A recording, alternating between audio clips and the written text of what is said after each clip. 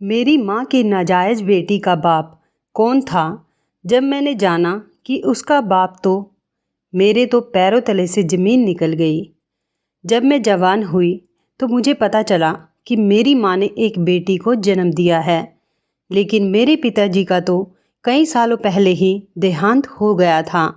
मुझे अपनी माँ से नफ़रत थी क्योंकि उन्होंने गलत काम किया, लेकिन मैं हैरान थी कि वो इस लड़की को छुपाकर क्यों रखती थी। आज तक किसी ने उसे नहीं देखा था क्योंकि मेरी माँ हमेशा हमारे घर का दरवाज़ा बंद रखती थी। 20 साल बाद अचानक मैंने दरवाजे से झांका तो अंदर से माँ की आवाज़ आ रही थी।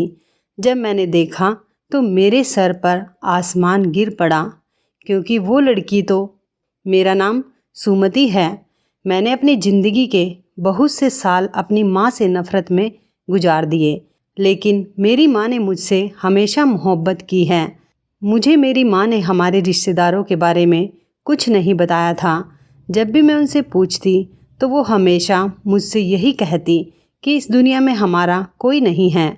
मेरा भी मेरी माँ के अलावा और कोई नहीं था। जब मैं स्कूल जाने लगी थी तो मेरी माँ ही मुझे स्कूल छोड़ने जाती थी और लेने भी वही आती थी। मैं अपनी माँ के साथ ही सोती थी। अगर वो घर से कुछ देर के लिए भी किसी के पास चली जाती थी तो मुझे बहुत फिक्र होने लगती थी। मैं अपने घर के दरवाजे पर बैठकर रोने लगती थी। जैसे ही माँ को मेरी रोने की आवाज़ आती तो वो भागकर मेरे पास आती और मुझे गोद में उठा लिया करती थी और मुझे प्यार करने लगती। माँ के कहीं चले जाने से मुझे ऐसा लगता था कि पिताजी की तरह मेरी माँ भी मुझे छोड़कर चली जाएगी और मैं इस घर में अकेली मर जाऊंगी। पर मैं जैसे जैसे बड़ी हुई तो मेरी माँ ने एक बेटी को जन्म दिया और वो उसे कमरे में छुपा कर रखती थी। जब मुझे ये बात पता चली तो मुझे अपनी माँ से नफ़रत होने लगी। मुझे लगता था कि वो अच्छी औरत नहीं है क्योंकि मेरे पिताजी का तो मेरे बचपन में ही देहांत हो गया था। जैसे जैसे दिन गुजरते गए मैं अपनी माँ से और ज़्यादा नफ़रत करने लगी, लेकिन मेरी माँ हमेशा मुझे समझाती और मुझसे बात करने की कोशिश करती, लेकिन मेरी नफ़रत कम होने का नाम नहीं लेती थी। माँ मुझसे पूछती कि तुम्हें क्या हो गया है, तुम मेरे साथ ऐसा बर्ताव क्यों करती हो। पहले तो मैं समझती थी तुम मुझसे नाराज़ हो, पर तुम्हारे दिल में अपनी माँ के लिए इतनी ज़्यादा नफ़रत कहाँ से आ गई। तब मैंने उनसे पूछा, मुझे बताइए आप, जब मेरे पिताजी का कई साल पहले देहांत हो चुका था तो फिर आपकी ये लाडली बेटी कहाँ से आ गई। मेरी माँ मेरे इस सवाल का जवाब नहीं देती और खामोश हो जाती। वो लड़की जिसे मेरी माँ मेरी बहन कहती थी वो मुझसे कहती कि आप मेरी माँ से लड़ाई मत किया करें। जब जब वो मेरे पास मेरे कमरे में आती थी तो मैं उसको अपने कमरे से निकाल दिया करती थी और वो रोती हुई माँ के पास चली जाती, लेकिन माँ मुझसे कभी कुछ नहीं कहती थी। मेरी माँ 40 साल की उम्र में उनके चेहरे पर बहुत ज़्यादा झुर्रियाँ थीं और उनकी आँखों के नीचे काले धब्बे पड़ गए थे। उन्हें देखकर ऐसा लगता था कि कोई बात है, कोई तो दुख है उन्हें, जिसकी वजह से वो सो नहीं पाती। मैं यही सोचती थी शायद उन्होंने जो पाप किया है ये उसी का असर है, इसी वजह से शायद उन्हें अपने किए पर पछतावा हो। मेरी माँ मेरी नाजायज़ बहन को सबसे छुपा कर रखती थी। अगर कोई दरवाज़ा खटखटाता तो पहले मेरी बहन को कमरे में छुपा देती, फिर दरवाज़ा खोलती। ये सब देखकर मुझे बहुत गुस्सा आता कि एक दिन मेरी माँ मेरे पास आई और मुझसे कहने लगी, तुम दोपहर को तैयार हो जाना, तुम्हें लड़के वाले देखने के लिए आ रहे हैं और वो लोग बहुत अच्छे हैं। मैंने उनकी बात का कोई जवाब नहीं दिया और अपने कमरे में चली गई। दोपहर को जब वो लोग हमारे घर आए तो माँ मेरे कमरे में आई, लेकिन मैं तैयार नहीं हुई थी। माँ मुझसे कहने लगी कि तुम अभी तक तैयार नहीं हुई, वो लोग आ चुके हैं। मैंने कहा, आप मेरी फिक्र नहीं करें, मुझे अभी शादी नहीं करनी। आप अपनी लाडली बेटी की शादी कर दें जिसको आपने सबसे छुपा कर रखा है। माँ ने मेरे मुंह पर हाथ रख दिया और कहने लगी, भगवान के लिए चुप कर जाओ, हल्के बोलो, किसी को मत बताना कि तुम्हारी कोई बहन भी है। मैंने भी उनसे कहा कि कब तक आखिर आप अपने इस गुनाह को छुपाएंगी, कभी न कभी तो सबको इस बारे में पता चल ही जाएगा। तब मेरी माँ ने कहा कि मैं यह शहर छोड़कर यहाँ से चली जाऊँगी। जब मैं 20 साल की हुई तो मेरी माँ ने एक बेटी को जन्म दिया, जबकि मेरे पिताजी का तो कई साल पहले ही देहांत हो गया था। इसके बाद मुझे अपनी माँ से नफ़रत हो गई थी, क्योंकि उन्होंने गलत काम किया था। लेकिन हैरत तो मुझे इस बात की थी कि वो इस बच्चे को हमेशा छुपा कर रखती थी। आज तक किसी ने भी इस बच्ची को नहीं देखा था। अब तो वो भी जवान हो गई थी। जब एक दिन मैंने किसी काम से उसके कमरे का दरवाज़ा खोला तो अंदर से माँ की आवाज़ आ रही थी। मैंने छुपकर अंदर झांका। मेरी सांसें रुकने लगी, क्योंकि मेरी माँ उस मासूम लड़की के साथ बैठी रो रही थी और मैं उनकी बातें सुन रही थी। और जो बातें वो कह रही थी उसे सुनकर तो मेरे पैरों तले से ज़मीन निकल गई। मुझसे अपनी माँ को रोता हुआ नहीं देखा जा रहा था। मैं झट से अपनी माँ के पास गई। मैंने कहा कि अभी आप क्या कह रही थी? क्या हुआ है? आप मुझे सच क्यों नहीं बता देती? मेरी माँ ने कहा कि मैंने वादा किया था कि मैं कभी किसी को भी सच नहीं बताऊंगी, पर तुम्हारी नफ़रत अब मुझसे सही नहीं जाती। मैं क्या करूं? मैं अपनी एक बेटी की खातिर दूसरी को खुद से दूर कर रही हूं, पर अब मुझसे ये दुख सहा नहीं जाता। मैं नहीं चाहती कि कल को मेरे मरने के बाद भी तुम मुझसे नफ़रत करती रहो। तुम अपनी माँ को कभी भी खुशी से याद नहीं करो। तुम तो मुझसे इतनी नफ़रत करने लगी हो कि बात भी ठीक से नहीं करती।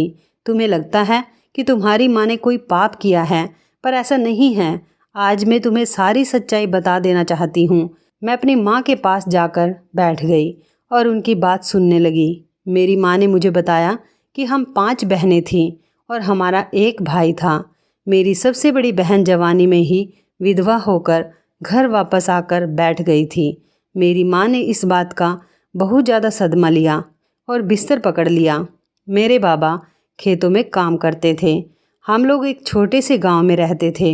हमारे गांव के हालात बहुत ख़राब थे। वहाँ के सारे लोग मजदूरी करके ही अपना गुजारा करते थे।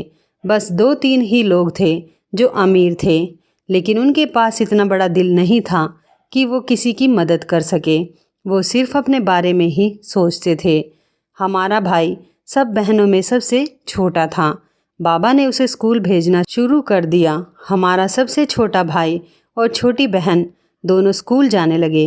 बाबा ने कहा कि और बच्चे तो पैसों की वजह से नहीं पढ़ सके। हो सकता है कि ये दोनों ही पढ़ लिख कर कुछ बन जाएं और इन्हीं की बदौलत हमारे दिन बदल जाएं।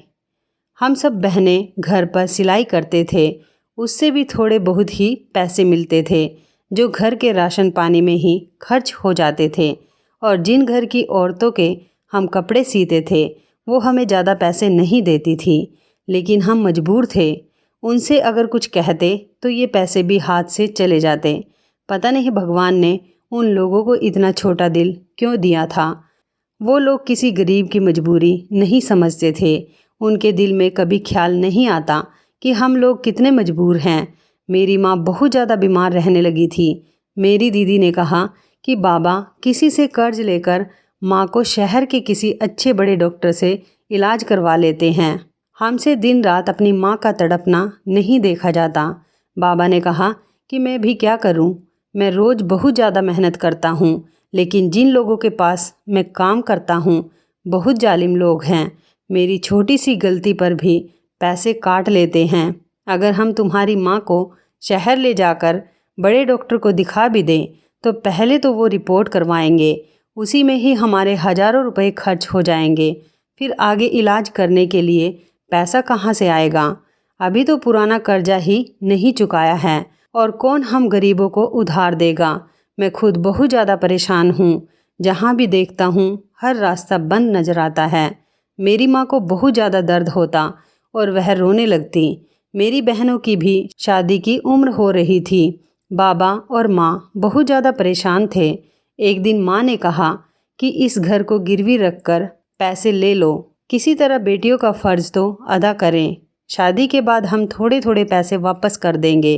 हमने बाबा को अपना घर गिरवी रखने से मना किया, लेकिन उन्होंने हमारी बात नहीं मानी और घर को गिरवी रखवा दिया। बाबा पैसे लेकर घर वापस आ रहे थे। गर्मियों के दिन थे। धूप बहुत तेज़ थी। बाबा भूखे प्यासे थे और रास्ते में ही उनको चक्कर आ गए और वो वहीं पर गिर गए। कुछ लोग उन्हें घर पर लेकर आए। जब उन्हें होश आया तो उनके पास पैसे नहीं थे। ये देखकर बाबा बहुत ज़्यादा परेशान हुए और रोने लगे। जब हमने बाबा से पूछा तो उन्होंने हमें पूरी बात बताई। हम लोग भी उनकी बात सुनकर रोने लगे, क्योंकि हमारे पास एक हमारा घर ही तो था, वो भी बाबा ने गिरवी रख दिया था और उसके पैसे भी चोरी हो चुके थे। ऐसा लगता था कि अब हमारी सांसें रुक जाएंगी। माँ की तबीयत भी दिन ब दिन खराब होती जा रही थी। हम उन्हें सरकारी हॉस्पिटल में लेकर गए, लेकिन वहाँ तो कोई भी बात सुनने के लिए तैयार ही नहीं था। वो लोग तो उन्हीं में लगे हुए थे जो उन्हें पैसे दे रहे थे।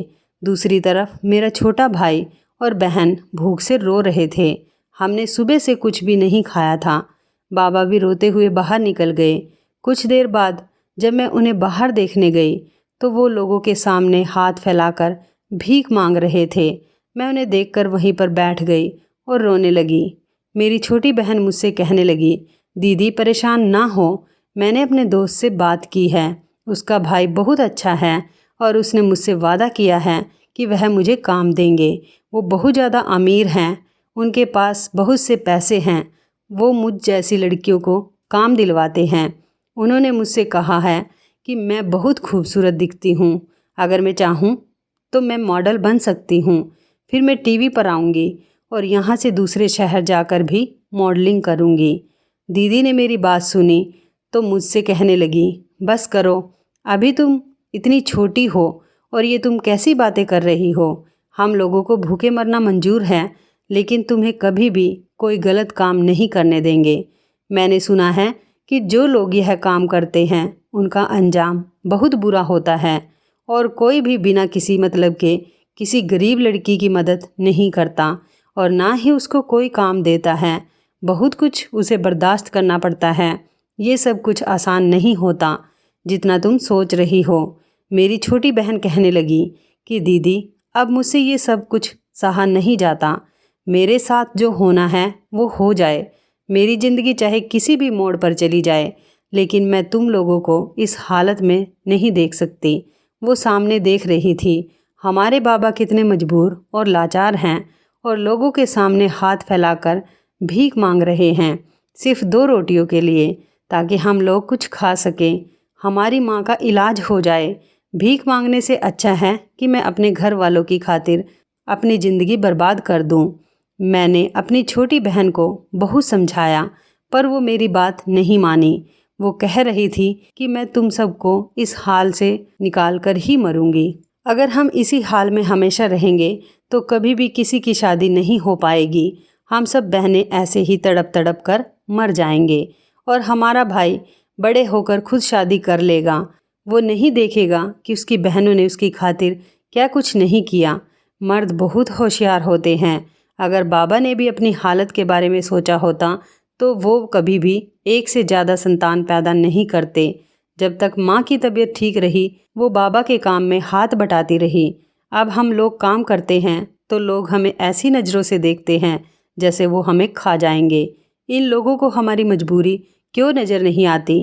तभी डॉक्टर ने आकर कहा कि आपको अभी 25,000 रुपये जमा करने होंगे, वरना आपकी माँ की जान जा सकती है। इतने पैसे सुनकर तो बाबा ने अपने सीने पर हाथ रख लिया और वहीं पर बैठ गए। कुछ देर बाद बाबा बोले कि चलो हम घर चलते हैं, तुम्हारी माँ को यहीं छोड़ देते हैं। जब तुम्हारी माँ मर जाएगी तो ये लोग खुद घर पर पहुँचा देंगे। अगर अब हम तुम्हारी माँ को घर लेकर गए तो 2 दिन का बिल भी देना पड़ेगा और मेरी जेब में तो फूटी कौड़ी भी नहीं है। बाबा बहुत मायूस हो चुके थे। जब मैंने अपनी बहन को देखा तो वो वहाँ पर नहीं थी। मैंने उसको पूरे अस्पताल में ढूंढ लिया, लेकिन वो मुझे कहीं नहीं मिली। मैंने अपने भाई से पूछा तो उसने मुझे बताया, गीता दीदी कह रही थी कि बाबा को लेकर कहीं मत जाना, मैं पैसे लेकर आ रही हूँ। उसकी बात सुनकर मैं बहुत ज़्यादा डर गई थी। मेरे मन में बहुत गलत ख्याल आ रहे थे। शाम तक वो वापस आई। उसका चेहरा बहुत ज़्यादा उदास था। उसके चेहरे का रंग भी उतरा हुआ था। उसने बाबा के हाथ पर पैसे रखे और कहने लगी कि बाबा अब हमें पैसों की कमी नहीं होगी। डॉक्टर से कहें कि वो मेरी माँ का इलाज शुरू कर दें। मैं अपनी छोटी बहन का हाथ पकड़कर उसे साइड में ले गई। मैंने कहा कि तुम बाज नहीं आई। गीता कहने लगी कि दीदी, मैं कोई गलत काम करके नहीं आई हूँ। मैं मॉडल बनूंगी, मुझे मॉडलिंग करनी है। मुझसे मेरी दोस्त के भाई ने वादा किया है। उन्होंने मुझसे कहा है कि हमें जितने भी पैसों की ज़रूरत हो किसी भी समय आकर ले जाना। उस समय सबने उस पर भरोसा कर लिया था, पर कोई नहीं जानता था कि सच्चाई क्या है। माँ का इलाज शुरू हो गया था। गीता रोज़ तैयार होकर घर से निकल जाती थी। बाबा ने बहुत रोका। बाबा से उसकी ये हरकत देखी नहीं जा रही थी, लेकिन अपनी मजबूरी के खातिर उन्होंने सोचा कि चलो कोई बात नहीं है, मॉडलिंग ही तो करने जा रही है। बहुत सारी लड़कियां आजकल ये काम कर रही हैं। आजकल का माहौल ऐसा ही है। अब मेरी माँ भी बिल्कुल ठीक हो चुकी थी। जब हम माँ को लेकर घर पर आए, जिसके पास बाबा ने घर गिरवी रखा था, उसने पैसे वापस ना होने के कारण हमारा घर बेच दिया था। हमने सारी रात बाहर ही गुजारी। जब मेरी बहन गीता को ये बात पता चली तो वो हमारे पास आई। उसने एक फ़ोन किया। उसी समय एक बड़ी सी गाड़ी आई और हम सबको इस गांव से लेकर चली गई। हम एक दूसरी जगह पर चले गए। वहाँ एक बहुत बड़ा घर था। मेरी बहन बोली कि अंदर चलो। जब हम अंदर गए तो मैं उस घर को देखकर हैरान रह गई। वो घर बहुत बड़ा था और बहुत आलीशान था। बाबा गीता को प्यार की नज़रों से देखने लगे, उसके सिर पर हाथ फेरा और कहने लगे कि मेरी बेटी ने तो हम सबकी किस्मत बदल दी।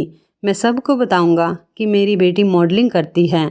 लेकिन उसने कहा कि बाबा, अभी किसी को कुछ भी मत बताना। अभी तो मैंने काम करना शुरू किया है और सब लोगों को पता चल जाएगा। आप तो जानते हैं ना, लोग जलना शुरू कर देते हैं। इसलिए आप अभी किसी को कुछ मत बताना। अब ये घर आपका है, आप यहाँ सुकून से रहिए। मुझे अपने काम के लिए देर हो रही है, मैं जा रही हूँ। काम बहुत ज़्यादा है, इसलिए अब मैं वहीं पर रुक जाऊँगी। तब खुशी में किसी ने भी उसकी बात पर ध्यान नहीं दिया। कोई हम सब की खुशियों की खातिर अपनी इज्जत और अपनी आबरू को तार तार कर रहा था। माँ बिल्कुल ठीक हो चुकी थी। मेरी विधवा बहन की भी बाबा ने शादी कर दी थी। दूसरी बहन की और फिर तीसरी बहन की भी शादी हो चुकी थी। जैसे ही हमारे हालात बदले थे, हमारी किस्मत भी बदल चुकी थी। कहाँ तो कोई हमारे घर पर रिश्ता ही नहीं लेकर आता था और अब रिश्तों की लाइनें लग चुकी थी और हमारे गांव के लोग खुद बाबा से मिलने आते। हम सब बहनों की शादियां बहुत धूमधाम से हुई। अब मेरी शादी का नंबर था। जिस दिन मेरी शादी थी, मैंने गीता से कहा कि तुम मेरी शादी पर तो आओगी ना। वो मुझसे कहने लगी कि तुम मेरी बहन हो और उससे बढ़कर मेरी दोस्त हो, तो मुझसे वादा करो कि ज़िंदगी में जब भी मुझे तुम्हारी ज़रूरत पड़ेगी तुम मेरी मदद के लिए आओगी। मैंने कहा, तुम कैसी बातें कर रही हो, पर तुम तो मेरी छोटी बहन हो। मैं तुम्हारा हर मुश्किल में साथ दूंगी, कभी भी तुम्हें अकेला नहीं छोड़ूंगी। मैं अपनी शादी वाले दिन उसका इंतज़ार करती रही, लेकिन वह मेरी शादी पर नहीं आई थी। मैंने उसे फ़ोन किया तो वो कहने लगी कि मेरे पास बहुत ज़्यादा काम है, मैं नहीं आ सकती। अब वो घर पर नहीं आती थी और अगर कभी आ भी जाती तो रात के अंधेरे में आती थी। एक दिन वो घर आई और उसने हम सबको बताया कि वो देश से बाहर जा रही है। बाबा ने कहा कि गीता बेटी, तुम्हें क्या ज़रूरत है हम लोगों को छोड़कर जाने की। अब तुम ये काम छोड़ दो। वैसे भी हमने आज तक तुम्हें मॉडलिंग करते नहीं देखा और अब हमारे पास किसी चीज़ की कोई कमी नहीं है। सबकी जिम्मेदारी तो तुमने बेटा बनकर पूरी कर दी। अब तुम भी अपनी शादी कर लो। तुम देखना, तुम जैसी बेटी को लेने कोई शहजादा ही आएगा। बाबा की यह बात सुनकर वो हंसने लगी, लेकिन उसकी हंसी में अब पहले जैसी बात नहीं थी। उसकी हंसी से दुख झलक रहा था। ऐसा लग रहा था जैसे उसने बहुत कुछ खो दिया हो। उसकी आंखें भी वीरान हो चुकी थी। वो जाते समय मुझसे गले मिली। उसके चेहरे से ऐसा लग रहा था कि जैसे वो हम सब से कुछ छुपा रही है। मैंने उससे कहा, गीता, तुमने अपनी ज़िंदगी के इतने साल हम सब के लिए बर्बाद कर दिए हैं। अब तुम्हें अपने बारे में सोचना चाहिए। हो सके तो इस दलदल से निकल आओ। वो सब घर वालों और बहनों को खुश देख रही थी। उसने सब बहनों के अकाउंट भी खुलवा दिए थे। हर महीने सबके अकाउंट में थोड़े थोड़े पैसे डाल दिया करती थी। इस वजह से मेरी बहनों के पति और उनके ससुराल वाले भी उनकी बहुत ज़्यादा इज्जत करते थे क्योंकि हर महीने उन्हें पैसे मिलते थे। मैंने अपनी पसंद से शादी की थी। मेरा पति एक छोटी सी कंपनी में नौकरी करता था और उसने हमसे दहेज भी नहीं लिया था। मेरी बहनें और उनके पति मेरे पति को ज़्यादा इज्जत नहीं देते थे क्योंकि जब से हमारे पास पैसा आया था मेरी बहनों का बर्ताव भी बदल गया था। कि गीता ने मुझसे पूछा कि तुम्हें कुछ चाहिए तो नहीं। मैंने उससे कहा कि मुझे अपनी वही बहन वापस चाहिए जो छोटी छोटी बातों पर खुलकर हंसती। अब तो तुम्हें मुस्कुराते देखे हुए जमाना हो गया। उसके बाद गीता हम सबको अलविदा कहकर चली गई। जाते जाते वो माँ और बाबा को कुछ कागजात और एटीएम कार्ड देकर गई थी ताकि उनको कभी पैसों की जरूरत पड़े तो वो निकाल लें। कभी भी उससे किसी ने नहीं पूछा कि वो इतना पैसा कहाँ से लेकर आती है। जब कभी मैं उससे पूछती तो मेरे घर वाले कहते कि तुम अपनी बहन पर शक कर रही हो।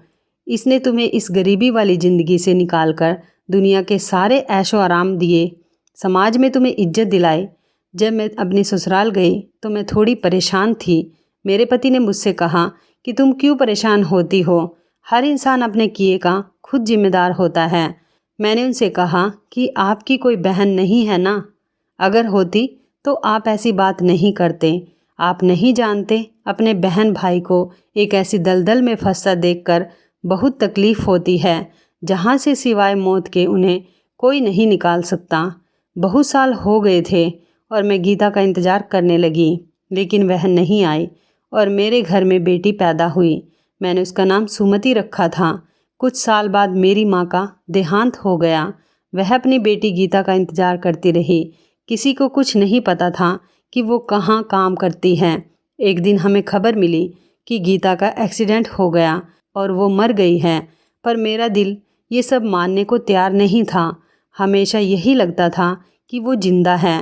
माँ के देहांत के कुछ दिनों बाद मेरे पति का भी देहांत हो गया। मेरे नसीब में शायद कम खुशियाँ लिखी थी। रोते सिसकते महीने सालों में बदलते गए और जब मेरी बेटी 20 साल की हुई तो एक दिन मेरी बहन गीता का फ़ोन आया। इतने सालों बाद उसने फ़ोन किया तो मैं भागी भागी उससे मिलने चली गई। वो हॉस्पिटल में थी। वो मेरे गले लगकर बहुत ज़्यादा रोई। उसको बेटी पैदा हुई थी। वो बहुत कमज़ोर हो चुकी थी। मुझे ऐसा लग रहा था कि वह मेरी बहन गीता नहीं है बल्कि कोई और औरत है। उसका आधा चेहरा जल चुका था। मैंने उससे पूछा, गीता ये सब कुछ क्या है? तुमने शादी कर ली और मुझे बताया भी नहीं। तुम जिंदा हो तो लोग क्यों कहते थे कि तुम मर चुकी हो? वो अपने हाथों को देखने लगी और मुझसे कहने लगी, दीदी मैंने खुद जानकर इस रास्ते को चुना था। अपनी ज़िंदगी की कुर्बानी मैंने खुद अपनी मर्जी से दी थी। कोई नहीं जानता था कि मैं क्या काम करती हूँ। आज से सालों पहले मुझसे मेरी माँ उस हालत में नहीं देखी जा रही थी। अपने छोटे भाई बहनों को रोटी के लिए रोता बिलखता नहीं देख सकती थी। जब मैं अपने दोस्त के भाई के पास गई तो उसने मुझे ऑफ़र दी थी मॉडलिंग करने की। उसने मुझसे कहा कि उसे पहले तुम्हारी एक्टिंग भी तो देखनी है। मैंने उससे कहा कि जल्दी बताइए मुझे क्या करना होगा क्योंकि मुझे हॉस्पिटल पैसे लेकर जाने हैं। उसने मुझसे कहा कि अगर तुम्हें इतनी ही जल्दी है तो ये लो पैसे। मैं पैसे लेकर हॉस्पिटल आ गई, लेकिन उसने पैसे देने से पहले जो बात मुझसे कही थी, दुनिया के सारे मर्दों से मेरा भरोसा उठ गया था। आपने सही कहा था, कोई भी बिना किसी लालच के किसी की मदद नहीं करता और गरीब लड़की की तो बिल्कुल भी नहीं। फिर जब उसका मुझसे दिल भर गया तो उसने मुझे कोठे पर बेच दिया। वहाँ जाकर मुझे पता चला कि ये कितनी मासूम लड़कियों को अपना शिकार बना चुका है और फिर मैं सब कुछ अकेली सहती रही। समय गुजर रहा था, लाखों मिलते गए, मेरे पास तो कुछ नहीं रहा था। इज्जत की ज़िंदगी क्या गुजारती। इसीलिए मैंने सोचा कभी अपने घर वालों को कुछ नहीं बताऊंगी। तुम सबकी शादियां हो गई। जब मैं तुम सबको खुश देखती तो मेरा दिल भी करता कि मेरा भी एक छोटा सा परिवार हो, पति हो और बच्चे हों। फिर मुझे अपने काम की याद आ जाती। अगर मैं अपना काम छोड़ देती तो मेरे माँ बाप बहन भाइयों का क्या होता? कोई भी मेरे घर वालों के बारे में कुछ नहीं जानता था। मैंने कभी भी किसी से तुम लोगों की बात नहीं की। इसी वजह से मैं कभी किसी के सामने नहीं आई क्योंकि अक्सर शरीफ मर्द नेक लोगों की भीड़ में ही छुपे होते हैं और रात के अंधेरे में कोठों पर आते हैं, दिन के उजालों में इतने शरीफ बनकर घूमते हैं। सालों ऐसे ही गुजर गए। एक दिन कोठे पर एक लड़की आई जो मुझसे बहुत ज़्यादा जलती थी और मेरी जगह लेना चाहती थी। उसे लगता था यह सब कुछ बहुत आसान है। उसने मेरा चेहरा जला दिया। जब उसने मेरा चेहरा जलाया था तो मैं बहुत तड़पी थी, लेकिन जब मुझे होश आया तो मुझे अपनी कोई फिक्र नहीं थी, क्योंकि अपनी परवाह तो उन लोगों को होती है जो जीना चाहते हैं, जिनका कोई होता है। फिर जब उन लोगों को मुझसे कोई फ़ायदा नहीं मिल रहा था तो उन्होंने मुझे वहाँ से निकाल दिया। जो आदमी मुझे कोठे पर छोड़कर गया था उसकी बेटी भी उसी कोठे की जीनत बनकर बैठ गई थी। इस सदमे से वह पागल हो गया था। उसने मेरे साथ गलत किया था और ना जाने कितनी लड़कियों की ज़िंदगी बर्बाद की थी। उसके किए की सज़ा उसे मिल गई थी। उसकी बेटी को भी यही काम करना पड़ा। समाज में हर घर में कोई ना कोई कहानी मौजूद होती है। किसी के साथ अच्छा होता है, किसी के साथ बुरा, और कुछ खानदान की इज्जत बचाने के लिए इस पर हमेशा के लिए पर्दा डाल दिया करते हैं। शायद मैं उस दिन मर जाती, लेकिन एक आदमी ने मुझे बचा लिया। मैंने उसे अपने बारे में सब कुछ बता दिया तो उसने मुझसे कहा कि क्या तुम मुझसे शादी करोगी। वो भी मेरी तरह हालात का मारा था। मैंने उससे शादी कर ली। उसने मुझे मेरे अतीत और मेरे जले हुए चेहरे के साथ अपनाया। मेरी शादी को 2 साल हो गए जब डॉक्टर ने बताया कि मैं माँ बनने वाली हूँ। ये सुनकर ही मैं डरने लगी थी, क्योंकि मुझे लग रहा था कि अगर कोठे वालों को पता चल गया कि मेरी बेटी हुई है तो वो मुझसे छीन लेंगे। मैंने अपने पति से कहा कि हम यहाँ से भाग जाते हैं, और मेरी बात सच निकली थी। वो लोग मेरा पीछा करने लग गए थे। 2 महीने पहले ही मेरे पति का देहांत हो गया। मेरा पति बहुत अच्छा था और मुझसे बहुत प्यार करता था। कभी भी उसने मुझे मेरे अतीत का ताना नहीं दिया। वह मुझसे कहता था कि गीता, तुम मेरी पहली और आखिरी मोहब्बत हो, और तुम जानती हो कि वो बचपन से मुझे पसंद करता था। वो हमारे गांव में ही रहता था। वो जब काम करने बाहर गया था तो हम लोग वहाँ से दूसरे घर में शिफ्ट हो गए थे। फिर वो इतने सालों बाद मुझे यहाँ मिला, लेकिन हमारा साथ कुछ ही साल का था। आज मेरी बेटी पैदा हुई है। कल को जब ये जवान होगी और इसे पता चलेगा कि इसकी माँ कौन थी तो ये मुझसे नफ़रत करेगी। इसलिए तुम मुझसे वादा करो कि इस बच्ची को तुम माँ बनकर पालोगी और कभी भी इसे गीता नहीं बनने दोगी। उसके बाद मेरी बहन मर गई और मैं इस बच्ची को लेकर घर आ गई। तुमने कहा कि इस बच्ची को मैंने जन्म दिया है, तब मुझे यही ठीक लगा और मैंने तुमसे हाँ कह दिया। इसलिए मैं तुम्हारी नफ़रत बर्दाश्त करती रही और इस बच्चे को सबसे छुपा कर रखा। मुझे डर था कि कहीं कोई मेरी बहन की निशानी को मुझसे छीन कर ना ले जाए। माँ अपनी कहानी सुनाते सुनाते हुए बहुत ज़्यादा रो रही थी। मैं अपनी माँ को क्या समझ रही थी। मैंने अपनी माँ से अपने बर्ताव के लिए माफ़ी मांगी। हमने वो मोहल्ला छोड़ दिया। माँ के कहने पर हम दोनों बहनों ने शादी कर ली और कभी इस राज को कोई नहीं जान सका। मेरी छोटी बहन मेरी मासी की बेटी है, जिसे मैंने हमेशा नाजायज़ समझा था। मेरी माँ का दुख बहुत बड़ा था। उसने अपनी ज़िंदगी में बहुत ज़्यादा तकलीफ़ बर्दाश्त की थी। हर इंसान की ज़िंदगी में बहुत सी कहानियाँ होती हैं, बहुत से दुख होते हैं जिनको हम जानने की कोशिश नहीं करते, क्योंकि हमें लगता है कि हमारे अपने दुख ही बहुत हैं, औरों के दुख सुनकर क्या होगा। पर हम किसी के लिए कुछ नहीं कर सकते, तो कम से कम अपने अल्फाजों से उसे तसल्ली तो दे सकते हैं।